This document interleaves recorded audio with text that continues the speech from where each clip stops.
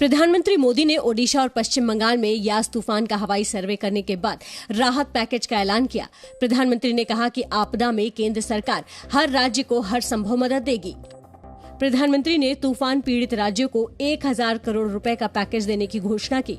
ओडिशा को 500 करोड़ रुपए देने का ऐलान किया गया। बंगाल, झारखंड को मिलाकर 500 करोड़ का पैकेज दिया गया। मृतकों पर 2-2 लाख और घायलों को 50-50 हजार रुपए देने की घोषणा की गई। इससे पहले प्रधानमंत्री ने ओडिशा में नुकसान का जायजा लिया और भुवनेश्वर में मुख्यमंत्री नवीन पटनायक के साथ समीक्षा बैठक की। नवीन पटनायक ने ट्वीट करके कहा, देश #कोविड-19 महामारी के चरम पर है। हमने केंद्र सरकार पर बोझ डालने के लिए कोई तत्काल वित्तीय सहायता नहीं मांगी है। हम अपने संसाधनों के जरिए संकट से निपटेंगे। प्रधानमंत्री नरेंद्र मोदी ने आज बंगाल और ओडिशा में यास तूफान का हवाई सर्वे किया, समीक्षा बैठकें की, लेकिन बंगाल की मुख्यमंत्री ममता बनर्जी प्रधानमंत्री की बैठक से निकल गई। बंगाल के कलईकुंडा बेस पर प्रधानमंत्री की इस बैठक में ममता बनर्जी 30 मिनट लेट पहुंची। उन्होंने नुकसान के आकलन की रिपोर्ट सौंपी और बैठक से चली गई। 20,000 कोटी টাকার প্যাকেজের কথা আমরা বলেছি, পাবো না হয়তো আমরা কিছুই, কিন্তু যাই হোক এটা প্রধানমন্ত্রীকে দিয়ে আমি এটাই বলে এসেছি যে আপনি আমার সাথে মিট করতে চেয়েছিলেন, তাই অত দূর থেকে আমি এসেছি। ममता ने कहा प्रधानमंत्री की बैठक की जानकारी उन्हें देर से दी गई। उनका तूफान प्रभावित पूर्वी मिदनापुर का दौरा पहले से तय था। ममता बनर्जी के इस रवैये पर राज्यपाल जगदीप धनखड़ ने नाराजगी जताई। टकराव का ये रवैया राज्य या लोकतंत्र के हित में नहीं है। सीएम अफसरों का ये रुख संवैधानिकता के अनुरूप नहीं है। बीजेपी ने भी ममता पर निशाना साधा। गृह मंत्री अमित शाह ने कहा, यास तूफान से प्रभावित लोगों की मदद करना समय की मांग है। दुख की बात है कि दीदी ने अहंकार को जन कल्याण से ऊपर रखा है। इस पूरे घटनाक्रम के बाद प्रधानमंत्री नरेंद्र मोदी ने ट्वीट किया, केंद्र सरकार पश्चिम बंगाल के बहनों भाइयों के साथ खड़ी है। यास तूफान से हुए नुकसान के लिए हर संभव मदद दी जाएगी। मैं आपके सर्वोत्तम की कामना करता हूँ। यास तूफान के दौरान रांची के कांची नदी पर पुल टूट जाने के मामले में उच्च स्तरीय जांच होगी। झारखंड के मुख्यमंत्री हेमंत सोरेन ने जांच के आदेश दिए हैं। कांची नदी पर 3 साल पहले 13 करोड़ रुपए की लागत से बना पुल गुरुवार को बारिश और तेज आंधी के दौरान टूट गया। इस पुल को रांची के एक चर्चित ठेकेदार ने बनाया था। अब तक औपचारिक तौर पर पुल का उद्घाटन भी नहीं हुआ था। यास तूफान की वजह से झारखंड और बिहार में मानसून से पहले ही लगातार बारिश हो रही है। ये वीडियो पटना के जयप्रभा अस्पताल का है। कोरोना की दूसरी लहर के बीच कोविड अस्पताल में पानी भरा है। कई जगह जल भराव की स्थिति है। मौसम विभाग के मुताबिक शनिवार से लोगों को राहत मिलने की उम्मीद है। वायनाड से कांग्रेस सांसद राहुल गांधी ने कोरोना की दूसरी लहर में हुई अव्यवस्था के लिए पीएम मोदी को जिम्मेदार बताया है। राहुल गांधी ने कहा कि सब कुछ पीएम की नौटंकी की वजह से हुआ। ये जो सेकंड वेव है, ये प्रधानमंत्री की जिम्मेदारी है। प्रधानमंत्री ने जो नौटंकी की, प्रधानमंत्री ने जो अपनी जिम्मेदारी पूरी नहीं की, इसका कारण सेकंड वेव है। केंद्र सरकार ने राहुल गांधी के शब्दों पर कड़ा ऐतराज जताया है। सूचना और प्रसारण मंत्री प्रकाश जावड़ेकर ने कहा, पीएम के लिए नौटंकी शब्द का इस्तेमाल देश और देश की जनता का अपमान है। ये नौटंकी शब्द का उपयोग करते हैं ऐसे प्रयासों का, ये देश का और जनता का अपमान है। प्रकाश जावड़ेकर ने दावा किया कि इस साल के आखिर तक में देश के सभी लोगों का वैक्सीनेशन हो जाएगा। दिल्ली में लगातार कम होते कोरोना संक्रमण को देखते हुए 31 मई से अनलॉक की प्रक्रिया धीरे धीरे शुरू होगी। मुख्यमंत्री अरविंद केजरीवाल ने कहा कि सोमवार से इसके पहले चरण में फैक्ट्रियों को खोलने और निर्माण कार्य पर लगी पाबंदी हटाने की शुरुआत की जाएगी।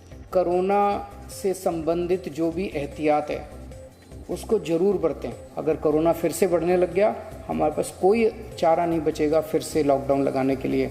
वहीं दिल्ली में कोरोना केसों में लगातार कमी आ रही है।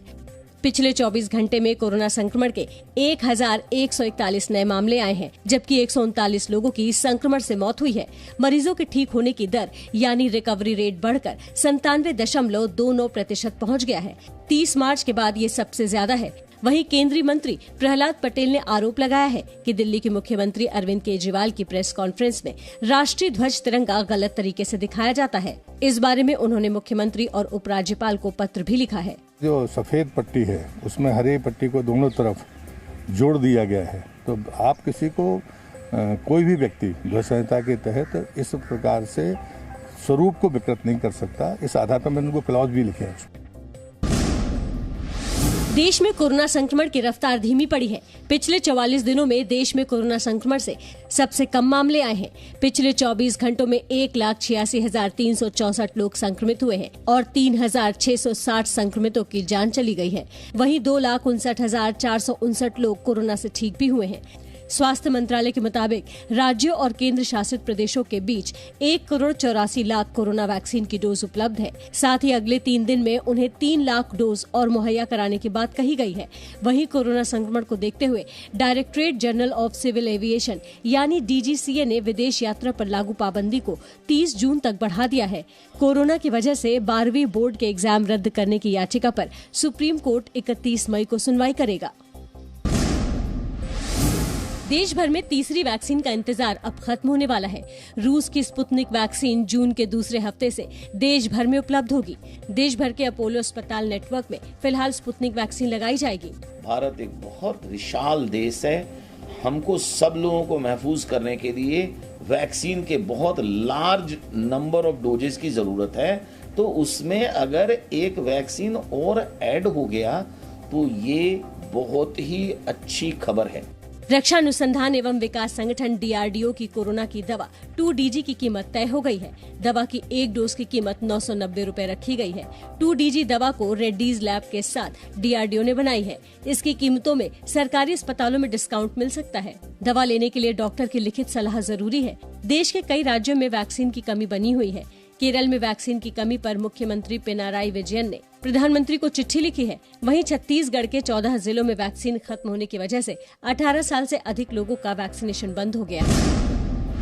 केंद्र सरकार की सख्ती के बाद कई सोशल मीडिया कंपनियों ने सरकार के आदेश को लागू किया है। Social media platform Facebook, WhatsApp, Google और लिंक्डइन ने भारत सरकार के नियम को लागू किए हैं। सूत्रों के मुताबिक ये कंपनियां जल्द ही लोक शिकायत पदाधिकारी, चीफ कंप्लायंस अफसर और नोडल अधिकारी की नियुक्ति करेंगे। आपको बता दें कि सरकार ने कंपनियों को 25 मई तक का वक्त दिया था। कोरोना वायरस के वुहान लैब से पैदा होने और फैलने में चीन की संदिग्ध भूमिका की जांच का भारत ने समर्थन किया है। भारतीय विदेश मंत्रालय ने आज बयान जारी करके कहा, WHO की कोविड-19 की उत्पत्ति से जुड़ी जांच का अध्ययन एक अहम कदम है। इस मामले में अगले चरण की जांच जरूरी है ताकि किसी नतीजे पर पहुंचा जा सके।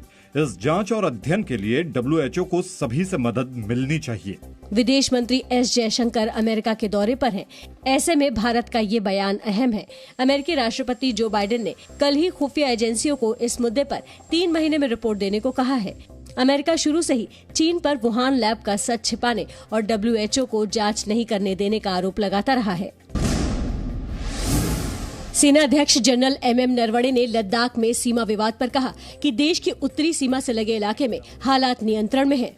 जनरल नरवणे ने कहा कि लद्दाख विवाद पर चीन के साथ अगले दौर की बातचीत में फोकस सीमा पर अप्रैल 2020 की स्थिति दोबारा कायम करने की होगी। जनरल नरवणे ने कहा है कि पूर्वी लद्दाख में एक तरफा बदलाव को मंजूर नहीं किया जाएगा। उन्होंने कहा कि महत्वपूर्ण क्षेत्रों में भारतीय सैनिकों का नियंत्रण है और किसी भी आपात स्थिति से निपटने के लिए रिजर्व के तौर पर पर्याप्त सेना मौजूद है। वहीं वायुसेना प्रमुख air chief marshal RKS Bhadauria Ladakh के दौरे पर हैं। उन्होंने वहां वायुसेना की तैयारियों की समीक्षा की। उन्होंने उपराज्यपाल RK माथुर से भी मुलाकात की। जम्मू कश्मीर के शोपिया के गनोपोरा में सुरक्षा बलों और आतंकवादियों के बीच मुठभेड़ जारी है। सूत्रों के मुताबिक 2 या 3 आतंकवादी फंसे हो सकते हैं। सुरक्षा बलों ने संयुक्त ऑपरेशन में अब तक 2 आतंकवादियों को गिरफ्तार किया है, जबकि एक आतंकवादी को मार गिराया है। वहीं सोपोर के वारपोरा इलाके में सुरक्षा बलों और आतंकवादियों के बीच मुठभेड़ दोबारा शुरू हो गई है।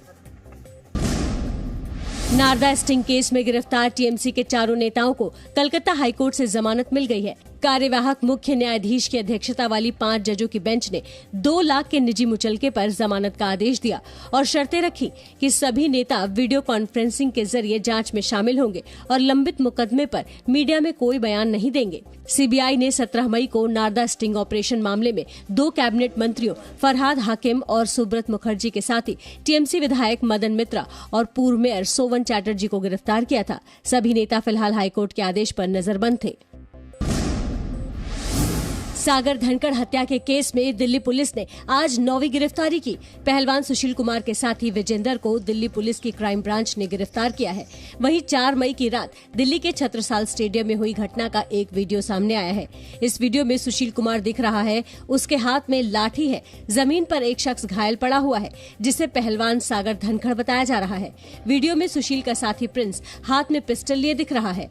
आने वाले दिनों में सुशील कुमार के खिलाफ कई और सबूत सामने आ सकते हैं, क्योंकि दिल्ली पुलिस को छत्रसाल स्टेडियम के कुछ और सीसीटीवी फुटेज मिले हैं।